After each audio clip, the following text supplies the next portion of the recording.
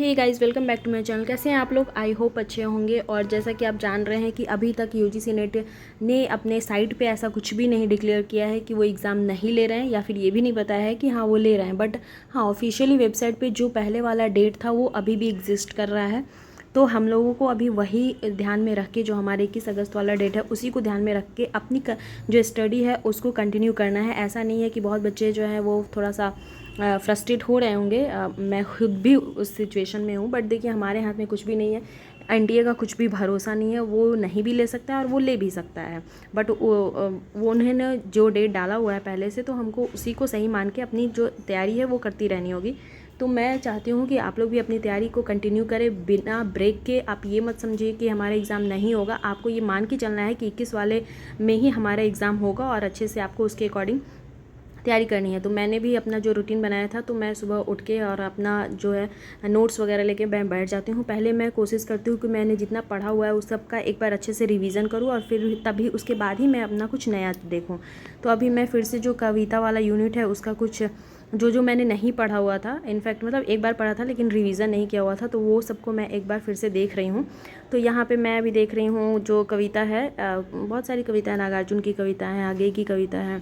तो ये सारी चीज़ मैं अभी देख रही थी। तो और आप में से किसी ने बताया था कि जो आप पढ़ रही हैं वो भी कंटेंट डालिए कि आप क्या पढ़ें। तो मैं सोचती हूँ इस वाले ब्लॉग में मैं एक कविता को यहाँ पे करवा दूँ, क्योंकि वैसे तो बहुत सारी हैं और आप लोगों ने पढ़ा ही होगा, तो मुझे नहीं लगता है कि इसको मैं अलग से करवाना ज़रूरी होगा। बट मैं ये वाली कविता, एक छोटी सी जो कविता है एकदम छोटी सी, वो वाली करवा देती हूँ, जो निराला की कविता है।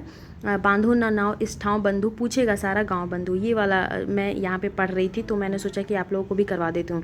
देखिए, सबसे पहले तो आपको निराला जी के बारे में जानना है। आप लोगों ने पता नहीं पढ़ा है या नहीं पढ़ा है कि निराला जी का जो जीवन है वो बहुत ज़्यादा अभाव में बीता था, बहुत ज़्यादा। मतलब उनकी जीते जी उनकी उतनी ख्याति नहीं थी और उतने पैसे उनके पास नहीं थे। और शायद आप लोगों ने पढ़ा है कि नहीं पढ़ा है, जो सरोज स्मृति जो है उसमें उन्होंने अपनी बेटी के लिए वो लिखा था, सरोज स्मृति। और उसमें उन्होंने मतलब इतना पैसा उनके पास नहीं हुआ करता था कि वो अपनी बेटी का इलाज करा सके। उनकी बेटी को टीबी हो गया था और उसके कारण उनकी मौत हो गई। तो उनकी याद में वो निराला जी ने अपनी बेटी के लिए सरोज स्मृति लिखा था, जो कि हिंदी साहित्य का पहला शोक गीत था। इंग्लिश में तो इलेजी आते हैं लेकिन वो हिंदी में नहीं आया था, तो हिंदी में पहला निराला जी ने ही लिखा था शोक गीत। और मतलब इतने गरीब थे वो कि अपनी बेटी में की शादी में उन्होंने किसी को भी इनवाइट नहीं किया था, क्योंकि उनके पास इतने पैसे नहीं थे कि वो अपने जो रिश्तेदार हैं उनको खाना खिला सके। इवन इतना भी पैसा नहीं था कि वो पंडित को जो शादी करवाने का जो रस्म होता है उसके लिए पैसे दे सके। तो अपनी बेटी की शादी में उन्होंने पंडित का भी काम उन्होंने खुद ही नहीं किया था। तो आप सोच सकते हैं कितना अभावग्रस्त उनका जीवन होगा। और उनकी मतलब दुख जो है शुरू से ही उनके जीवन में आती रही। उनके बेटे ने एक बार मतलब हम लोग जब क्लास करते थे तो सर ने ही बताया था, राकेश रंजन सर थे, उन्होंने हम लोग को ये पढ़ाया था सरोज स्मृति के बारे में। तो उन्होंने पहले निराला जी की वजह से उनके बेटे ने उन्हें इतना मारा था, इतना मारा था कि वो कई दिनों तक हॉस्पिटल में एडमिट थे। तो आप सोच सकते हैं कि उनके जीवन में कितना दुख होगा। और बहुत पहले ही उनकी बीवी भी मर गई थी।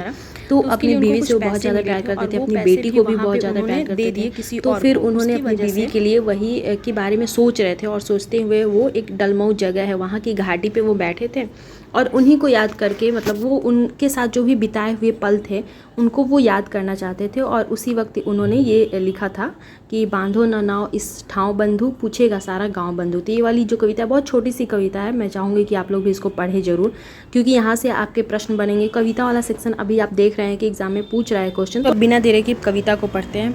कविता की पहली पंक्ति है, बांधो न नाव इस ठाव बंधु, पूछेगा सारा गांव बंधु।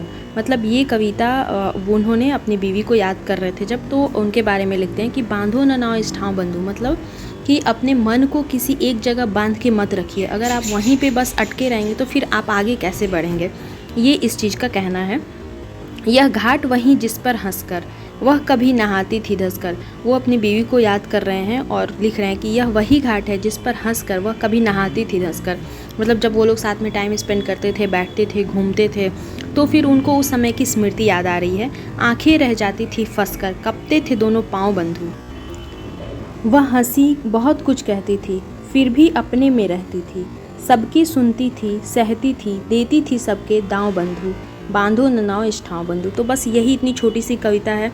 और आपको हो सकता है इसके लाइन्स पूछ दे कि पहले कौन सी लाइन्स हैं, बाद में कौन सी लाइन्स है। तो ये आप मतलब एक बार पढ़ लीजिएगा, ऐसा कुछ नहीं है कि हाँ बहुत ज़्यादा ये आपको करना ही है, बस 1-2 बार पढ़ लीजिएगा, आपके ध्यान में रहेगा ये किसकी पंक्तियाँ हैं। बीच में से लाइन बोल दे देगा, पूछेगा कि ये किसकी पंक्तियाँ, तो आपको इतना तो याद रहना चाहिए कि निराला जी की पंक्तियाँ किस कविता से है। तो ये बांधो ना नाव ठाव बंधु कविता से, और ये कहाँ पे उन्होंने लिखा है, तो डलमऊ की घाटी पे बैठ के उन्होंने लिखा है। किसके लिए लिखा है, अपनी बीवी के लिए लिखा है। तो बस ये सारा चीज़ आपको ध्यान में रखना है, बस यही कविता से और कुछ नहीं पूछा जा रहा है, तो आपको इसको ध्यान में रखना है। तो आई होप आपको ये वीडियो अच्छी लगी। वो मिलते हैं नेक्स्ट वीडियो में। Till then bye bye. Channel पे पहली बार हैं तो सब्सक्राइब कर दें, पुराने सब्सक्राइबर तो लाइक कर दें।